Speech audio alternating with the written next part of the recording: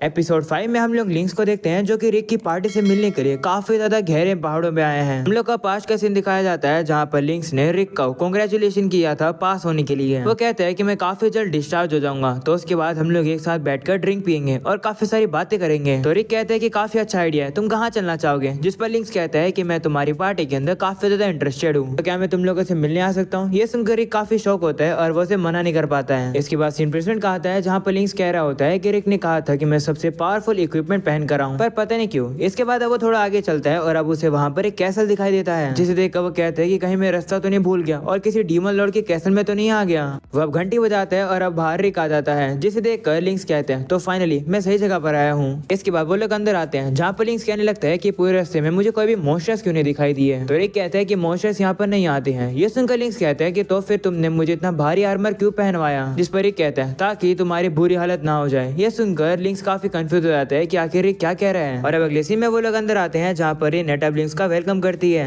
और तभी वहाँ पर वही छोटी लड़की आ जाती है जो कि रिक के साथ खेलने आती है। उस लड़की को देखकर लिंक्स अपने मन में सोचता है कि मैं होप करता हूँ कि जब मेरी बेटी इतनी बड़ी होगी तो वो इतनी खुश और स्ट्रॉन्ग होगी। तभी हम देखते हैं कि वो लड़की उसके ऊपर लाइटनिंग मैजिक का हमला कर देती है, जो देखकर लिंक्स शॉक हो जाता है और कहता है कि ये लड़की तो बूम बोलते ही लेवल 6 की स्पेल यूज कर रही है। वो हमला उसे लगने वाला होता है पर तभी रिक सामने आकर उस हमले को काट देता है और साइड में फेंक देता है, जिसकी उसी साइड की जो दीवार होती है उसमें काफी बड़ा धमाका हो जाता है और वो टूट जाती है। रिक अब उस लड़की से कहने लगता है कि मैंने आपसे काफी बार कहा है कि कैसल के अंदर मैजिक यूज मत किया करो। जिस पर वो कहती है कि लेकिन मुझे तुम्हारे साथ खेलना है। वहीं पर अब रिनेट उस लड़की से कहने लगती है कि तुम्हारी वजह से यहाँ तबाही हो गई है, इसे रिपेयर करने में जो खर्चा आएगा वो तुम्हारे खाने के बजट से ले लिया जाएगा। ये सुनकर वो लड़की डर जाती है और अब उसे कहने लगती है कि मुझे माफ कर दो, मैं आगे से ऐसा कभी नहीं करूंगी। वहीं पर रिक अब लिंक्स से कहने लगता है कि माफ करना, मुझे इसके साथ थोड़ा सा खेलना होगा, नहीं तो ये मुझे टाइम स्पेंड नहीं करने देगी तुम्हारे साथ। तब लिंक्स भी मान जाता है। इसके बाद रिनेट अब लिंक्स को एक कमरे के अंदर छोड़ जाती है और कहते हैं कि यहाँ पर तुम आराम करो। तो लिंक्स भी मान जाता है और अब अपने रूम के बाहर देखता है जहाँ पर वो देखता है कि मिजेट होता है। वहीं पर मिजेट तो किसी वेपन को तैयार कर रहा होता है, जो देखकर लिंक्स उसके पास पहुंच जाता है और अब मिजेट भी उसे देखकर कहते हैं तुम तो वही दोस्त हो ना जिसके बारे में रिक कह रहा था। तो लिंक्स कहते हैं हाँ, वैसे तुम्हारे हाथ में जो चीज है क्या वो आयरन से बनी है? तो मिजेट कहते हैं हाँ, ये अल्ट्रा फ्लेम कैनन है, ऐसी चीजें बनाना मेरा पैशन है। जिसके बाद हम लोग देखते हैं कि मिजेट अब लिंक्स को वो सामान पकड़ा देता है और अब उसे बताने लगता है कि आखिर उसे शूट कैसे किया जाए। तो लिंक्स भी अब मान जाता है और अब वो उसे शूट करता है। उस वेपन में से काफी प्रेशर निकलता है जिसकी वजह से लिंक्स खुद नीचे गिर जाता है। वहीं पर उस वेपन में से जो मिसाइल बाहर निकलती है उससे तो सामने की तरफ काफी बड़ा धमाका हो जाता है, जो देखकर अब मिजेट भी अपनी खुद की तारीफ करने लगता है और अब वो कहता है कि मुझे बस इसके अंदर थोड़ी सी इंप्रूवमेंट करनी होगी। वहीं पर ये सब कुछ देखकर लिंक्स तो काफी डर जाता है और कहते हैं कि अगर ऐसे वेपन और ज्यादा बनने लगे तो वॉर तो पूरी बदल ही जाएगी। जिसके बाद लिंक्स अब वापस से घर के अंदर आ जाता है जहाँ पर अब उसे वही ऑर्क दिखाई देता है। उस ऑर्क को पता चल जाता है कि लिंक्स यहाँ पर है, वो उसे अंदर आने के लिए कहता है। तो लिंक्स भी अब अंदर आ जाता है और अब उसे कहता है कि यहाँ पर तो काफी सारी बुक्स हैं। जिस पर वो कहता है कि ये मेरा प्राइवेट रूम है और ये मेरी लाइब्रेरी है, इस तरीके से बुक के पास रहने से मुझे काफी शांति मिलती है। ये सुनकर लिंक्स सब सोचने लगते हैं कि क्या ये भी एक पार्टी का मेंबर है। वो उसे कहते हैं कि क्या तुमने ये सारी बुक पढ़ी है? जिस पर वो कहते हैं हाँ, ज्यादातर तो पढ़ी है, पर हाल फिलहाल में मैं रिक को ट्रेनिंग देने में बिजी था, इसलिए मैं और बुक नहीं पढ़ पा रहा था। तो लिंक्स कहते हैं इसका मतलब रिक की ज्यादातर ट्रेनिंग आपने करवाई है? जिस पर वो कहते हैं हाँ, क्या तुम भी इंटरेस्टेड हो? तो लिंक्स कहते हैं हाँ, अगर आपको कोई दिक्कत नहीं हो तो मैं चाहता हूँ कि आप मुझे थोड़ा सा ट्रेन करो। तब वो और भी मान जाता है और अब वो कहता है कि तुम्हारी आंखों में भी वही पैशन है जो कि मुझे रिक के अंदर दिखाई दिया था। और अब अगले सीन में रिक को मिजेट से पता चलता है कि जो लिंक्स है वो उसी और के साथ जंगल में गया है ट्रेनिंग करने के लिए, जो सुनकर रिक काफी ज्यादा डर जाता है। और अब अगले सीन में हम लोग को लिंक्स को दिखाया जाता है जिसकी ट्रेनिंग काफी ज्यादा हार्श होती है। उसे तो लग रहा होता है कि वो तो मर ही गया, क्योंकि वो अब एक खाई के नीचे गिर जाता है। वो तो अपने मन में अपनी वाइफ और बेटी को गुड बाय भी कह देता है, पर अब तभी जैसे वो नीचे गिरता है वो एक जानवर के ऊपर गिर जाता है, जिसकी वजह से वो बच जाता है। और अब हम लोग को पता चलता है कि वो जानवर को हंट रिनेट ने कर लिया है। लिंक्स अब रिनेट का शुक्रिया करता है उसे बचाने के लिए। वहीं पर अब रिनेट को पता चलता है कि लिंक्स की ये सारी हालत उस ऑर्क ने करी है। लिंक्स रिनेट से कहते हैं कि अगर तुम मुझे नहीं बचाती तो मैं मर जाता। तो रिनेट भी अब उसे बताती है कि उसी ऑर्क की वजह से रिक काफी बार मरा भी है, जो सुनकर लिंक्स और ज्यादा डर जाता है। तभी हम लोग देखते हैं कि वहाँ पर वही ऑर्क आ जाता है, जो कि लिंक्स से कहता है कि तुम्हारी ट्रेनिंग अभी अधूरी है। ऐसा बोलने के बाद वो लिंक्स को वहाँ से ले जाता है। अगले सीन में हम लोग देखते हैं कि लिंक्स काफी ट्रेनिंग करने के बाद थक जाता है, जो देखकर रिक उसे कहता है कि माफ करना, मेरे साथ भी इन तीनों ने यही हालत करी थी, तुम्हें थोड़ा सा सतर्क रहना चाहिए था। अगले सीन में हम लोग देखते हैं रिनेट अब उन दोनों के लिए चाय तैयार कर देती है और कहती है कि मैं डिनर बनाने के लिए जा रही हूँ। ऐसा बोलकर वहाँ से चली जाती है। वहीं पर लिंक्स अब रिक से कहने लगता है कि रिनेट तो काफी अच्छी पर्सन है, तुम दोनों के बीच में प्यार व्यार चल रहा है क्या? जिस पर रिक कहते हैं नहीं, हम दोनों के बीच में ऐसा कुछ भी नहीं है, वैसे भी हम लोगों का एज गैप काफी ज्यादा है। तो लिंक्स कहने लगता है कि एज गैप तो कोई भी दिक्कत की बात नहीं है, क्योंकि मेरी और मेरी वाइफ की उम्र में 20 साल का गैप है। जो सुनकर रिक हैरान हो जाता है। वहीं पर लिंक्स कहता है कि ये तो बस टाइमिंग की बात है, एक बार जब फीलिंग्स तुम दोनों के बीच में शुरू हो जाती है है तो बाकी चीजें अपने आप ही होनी शुरू हो जाती है, जो सुनकर ही हैरान हो जाता है। और अब अगले सीन में हम लोग देखते हैं कि रीनेट ने सभी लोगों के लिए खाना तैयार कर लिया है और सभी लोगों को वो खाना काफी ज्यादा पसंद भी आता है, इसलिए वो लोग अब रीनेट से और भी ज्यादा खाना मांगते हैं। तो रीनेट अब उन लोगों के लिए खाना लेने के लिए चली जाती है। ये देखकर लिंक्स अब रिक से कहता है कि ये तुम्हारा मौका है, जाओ जाकर उसकी मदद करो। तो रिक भी अब मान जाता है और अब वो रीनेट की मदद करने के लिए चला जाता है। इसके बाद लिंक्स बाकी सभी से कहता है कि मुझे याद है रिक के पास एक इनबोर्न स्किल है ना, मैं उसकी स्किल देखना चाहूंगा। तो वो और कहता है कि जो रिक की स्किल है वो अपने आप ही एक्टिवेट होती है, वो भी कुछ कंडीशनों पर। रिक अपनी खुद की स्किल्स को कंट्रोल नहीं कर सकता है, वो अपने आप ही एक्टिवेट होती है, जो सुनकर लिंक्स अब थोड़ा सा हैरान हो जाता है। वहीं पर अब वो और कहने लगता है कि रिक बिना किसी स्किल और वेपन के भी आराम से एस रैंक की कैटेगरी में आ सकता है, पर अगर जो स्किल रिक के पास है जिसका नाम रेकलेस सोल है, अगर वो एक्टिवेट हो जाएगी तो वो हम लोगों को भी सरपास कर देगा,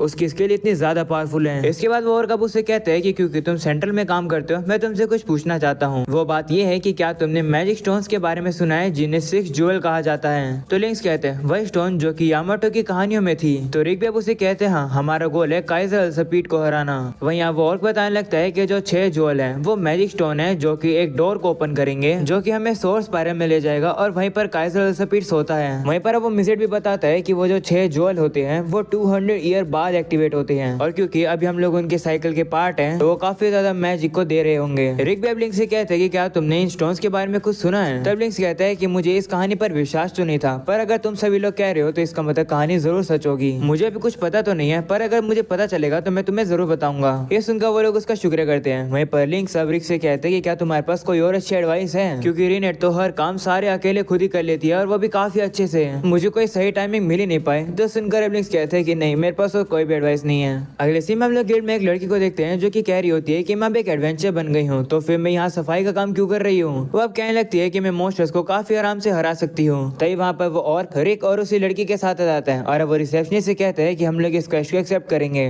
तो वो रिसेप्शनिस्ट जो कि दरअसल एक गिल्ड मास्टर है वो उनसे कहते हैं कि तुम नहीं ले सकते हो। तो वो कहता है कि दिक्कत की क्या बात है, इस क्वेस्ट का लेवल तो सिर्फ 82 है, हम लोग आराम से हैंडल कर लेंगे। वहीं पर वही लड़की उन लोगों को देखने लगती है और कहती है क्या ये और बात कर सकता है, और इसके कंधे पर ये लड़की क्या कर रही है। वो ये भी कह रही होती है कि मैंने गिल्ड मास्टर को कभी इतना परेशान नहीं देखा। रिक अब कह रहा होता है कि इस क्वेस्ट की कंडीशन है कि पार्टी के अंदर 2 ए रैंक के पर्सन होने चाहिए और भी मेंबर होने चाहिए, इसका मतलब हमें एक मेंबर की और जरूरत है। तो वो और कब गिल्ड मास्टर से कहता है कि हमारे लिए कोई एक बंदा ढूंढ कर लाओ। तो वो गिल्ड मास्टर मान जाता है और वो सीधा उसी लड़की के पास आ जाता है और कहता है कि तुम कह रही थी ना कि तुम एक हाई डेंजर लेवल की क्वेस्ट पर जाना चाहती हो ना, अब बारी आ गई है तुम्हारी जाने की, इनकी टीम को ज्वाइन कर लो। वहीं पर उस लड़की को तो बिलीव ही नहीं हो रहा होता है कि ये लोग इतने ताकतवर हैं। तो गिल्ड मास्टर उन लोगों को बताने लगता है कि ये काफी ज्यादा कमाल के एडवेंचरर्स हैं, इन्हें कम मत समझना। तो वो भी मान जाती है और अब हम लोग को पता चलता है कि उसका नाम होता है रे लूकस। इसके वो लोग फॉरेस्ट के अंदर आ जाते हैं जहाँ पर रे अब रिक से कहती है कि क्या तुम कुछ ढूंढ रहे हो, जिस पर ये कहते हैं हाँ हम लोग कुछ मैजिक स्टोन को ढूंढ रहे हैं, हमारे एक दोस्त ने बताया कि वो स्टोन यहीं पर ही होगा। तो रे कहती है कि क्या ये वही स्टोन है जो कि काफी पैसों में बिकता है। तो रिक कहते हैं हाँ, पर उस स्टोन को हैंडल करना भी काफी मुश्किल होता है, वो अपने पास मॉन्स्टर्स को बुला लेता है। तो रे कहती है कि अगर ऐसी बात है तो चिंता मत करो, मैं किसी मॉन्स्टर को संभाल लूंगी, मैं भी तो एफ रैंक की हूँ पर मैं काफी जल्द ए रैंक की हो जाऊंगी। वो उससे पूछती है कि तुम कौन सी रैंक पर हो, जिस पर वो कहते हैं कि मैं थोड़े समय पहले ई रैंक में प्रमोट हुआ हूँ। जो सुनकर अब रे अपने मन में कहने लगती है कि मैं तो बिल्कुल भी इसकी तरह नहीं बनना चाहूंगी।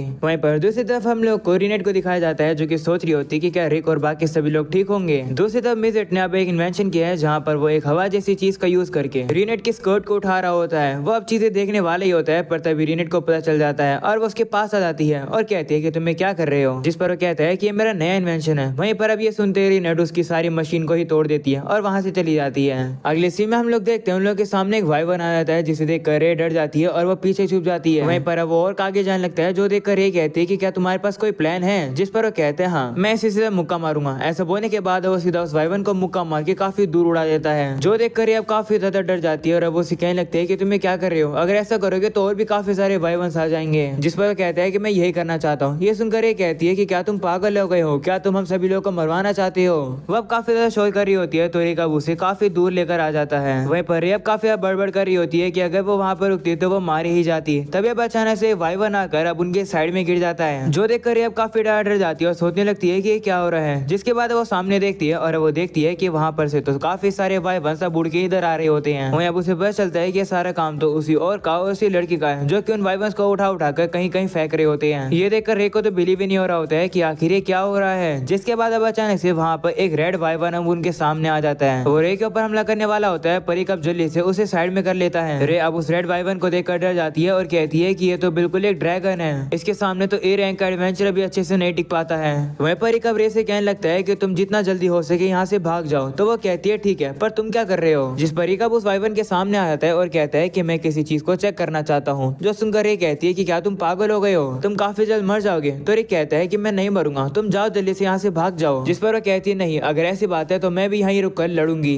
क्योंकि हम लोग सेम पार्टी में, और वैसे कभी भी यामाटो अपने साथियों को अबैंडन नहीं करता, तो मैं भी नहीं करूंगी। ये सुनकर ही खुश होता है, कहते हैं हाँ तुम सही कह रही हो, ठीक है तुम मुझे थोड़ा सा बैकअप देना। तो वो ही मान जाती है और वो अपने मैजिक को थोड़ा सा तैयार करने लगती है। और अब जैसे वो वाइवन रिक के ऊपर हमला करने वाला होता है, तभी रिक अब लेवल 1 के नीचे कंपोज मैजिक का यूज करता है और अब वो एक ही बारी में उस वाइवन को मार देता है और कहता है कि मैं तो सही में स्ट्रॉन्ग हूँ। वहीं पर ये सब कुछ देखकर तो रे काफी ज्यादा हैरान रहती है और कहती है कि तुम मुझे कहते कि मैं तुम्हें बैकअप दूं, पर कैसे? तुम तो खुद इतने ताकतवर थे। जिसके बाद हम लोग को अब गिल्ड का सीन दिखाया जाता है, जहाँ पर रे वापिस से पोछा लगा रही होती है। तभी गिल्ड मास्टर उसके पास आता है और कहता है कि कल तुमने काफी अच्छा काम किया। वहीं रे कहने लगती है कि कल तो सही में बहुत कुछ हुआ। जिस पर गिल्ड मास्टर कहते हैं हाँ वो लोग जब भी दिखते हैं तब कुछ न कुछ तो होता ही है। वहीं रे अब ये भी याद करती है कि किस तरीके से वो लोग अब उस वाइवन को पकाकर खाने वाले हैं। गिल्ड मास्टर अब रे को बताता है कि जिन लोगों के साथ तुम थी वो उन पार्टी के मेंबर से जो पार्टी कॉन्टिनेंट में सबसे ज्यादा स्ट्रॉन्गेस्ट है, वो सभी एस रैंक के थे। ये सुनकर रे कहती है कि क्या तुम्हें लगता है कि क्या मैं भी एस रैंक की बन सकती हूँ? वो अब थोड़ी सी मोटिवेट हो जाती है और अब वो कहती है कि मैं और ज्यादा ट्रेनिंग करूंगी और अपना मैं पहले ई रैंक का टेस्ट दूंगी। ऐसा बोलकर वहां से चली जाती है। अगले सीन हम लोग देखते हैं कि उन लोगों को 6 जूल में से 1 जूल मिल जाता है, जो कि होता है क्रिम्सन ब्लॉसम। इन लोगों को ये वाइवन के उसी अड्डे के अंदर मिला है। मिजेट कहने लगता है कि इसके अंदर तो काफी ज्यादा मैजिक है, इसके मैजिक का रेजोनेंस का यूज करके हम लोग बाकी के अगले जूल्स को ढूंढ सकते हैं। इसके बाद अब मिजेट ऐसा ही करने लगता है, वो अब लेवल 6 के नेचर कंपोज मैजिक अर्थ मैपिंग का उस जूल के ऊपर यूज करता है और अब उसे पता चल जाता है कि एक जूल एक काफी ज्यादा हाई डेवलप्ड लास्ट सिटी के अंदर है। तो वो और कहते हैं कि शायद से वो टेरेन हेरेक्टोपिया में है। उस कंट्री के अंदर कॉम्बैट आर्ट काफी ज्यादा चलती है